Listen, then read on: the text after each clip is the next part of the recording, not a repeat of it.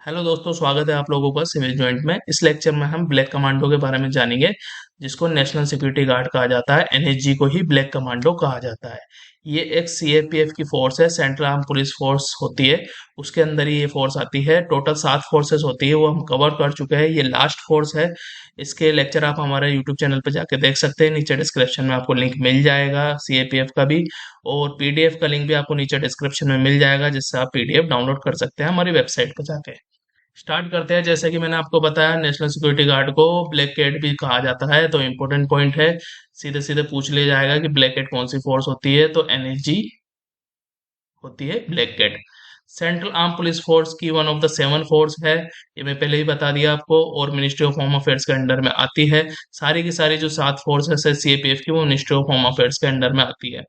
अच्छा, counter terrorism unit है ये। मेनली जो टेररिज्म एक्टिविटी होती है उसको काउंटर करती है, उसको रोकती है। ठीक है। 16 अक्टूबर 1984 में इसका स्टेब्लिशमेंट हुआ था, फाउंडेशन की गई थी ऑपरेशन ब्लू स्टार के बाद। ऑपरेशन ब्लू स्टार क्या है?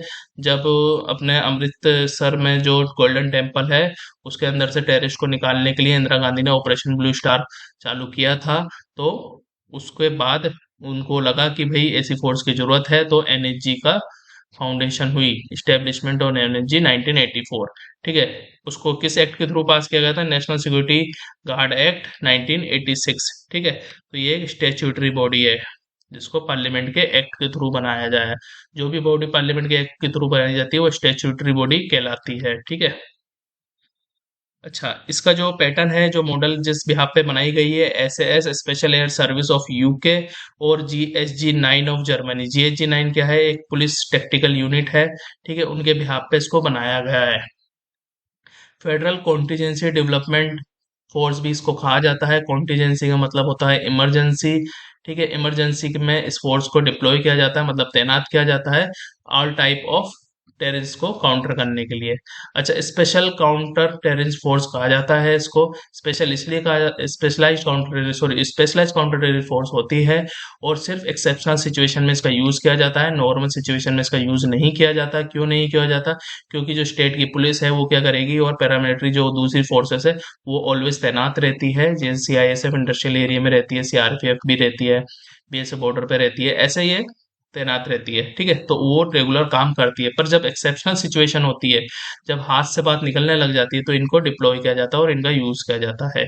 अच्छा, इसका जो मेन काम होता है वो काउंटर टेररिस्ट करना, टेररिस्ट को काउंटर करना, रोकना, और एंटी हाईजैकिंग फोर्स भी कहा जाता है। जो हाईजैकिंग वगैरह होती है उसको रोकती है ये।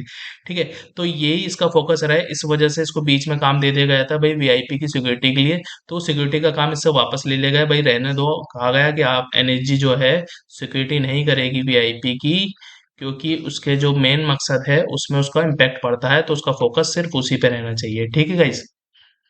अच्छा, जो एनर्जी होती है ट्रेंड होती है किस किस के लिए? काउंटर टेररिस्ट टास्क के लिए है, और हाईजैकिंग जो होती है उसको रोकने के लिए। जो हाईजैकिंग लैंड पे हो या सी पे हो या एयर पे हो, कहीं पे भी हो, तो उसको रोकने के लिए। बॉम्ब डिस्पेजल में सर्च करती है, डिटेक्ट करना, ये सब चीजें। ठीक है। और पोस्ट के बाद, सॉरी, ब्लास्ट के बाद जो इन्वेस्टिगेशन होती है, तो उसको भी ये करती है। होस्टेज वगैरह कोई अगर ले लेता है, जो कि मतलब किसी को अपहरण वगैरह कर लिया, तो उसको भी रेस्क्यू करती है ये। ठीक है गाइस। अच्छा, और इस फोर्स को जीरो एरर फोर्स कहा जाता है, क्योंकि ये बहुत ही ज्यादा इलाइट फोर्स होती है। इसमें स्पेशली ट्रेंड सोल्जर होते हैं और कमांडो होते हैं, जो इनका एरर करने का चांस बहुत कम होता है। 99.99% ये एरर नहीं करती है, तो इसलिए इसको जीरो एरर फोर्स कहा जाता है। इसके जो हेड होते हैं वो अदर सी फोर्स की तरह डायरेक्टर जनरल ऑफ पुलिस होते हैं, एक आईपीएस ऑफिसर होते हैं। ठीक है, मैंने आपको इससे प्रीवियस लेक्चर में बताया था।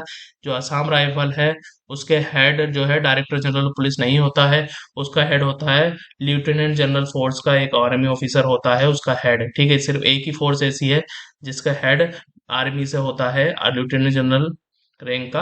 बाकी के जो 6 फोर्स है सीएपीएफ की, उसका head director general of police होता है। ठीक है guys. Thank you for watching. Share with other. आप शेयर करेंगे तो मोटिवेशन मिलता है हमें वीडियो को कंटिन्यू करने का। ठीक है, इसकी पीडीएफ हमारी वेबसाइट से आप डाउनलोड कर सकते हैं। Subscribe the channel. Thank you.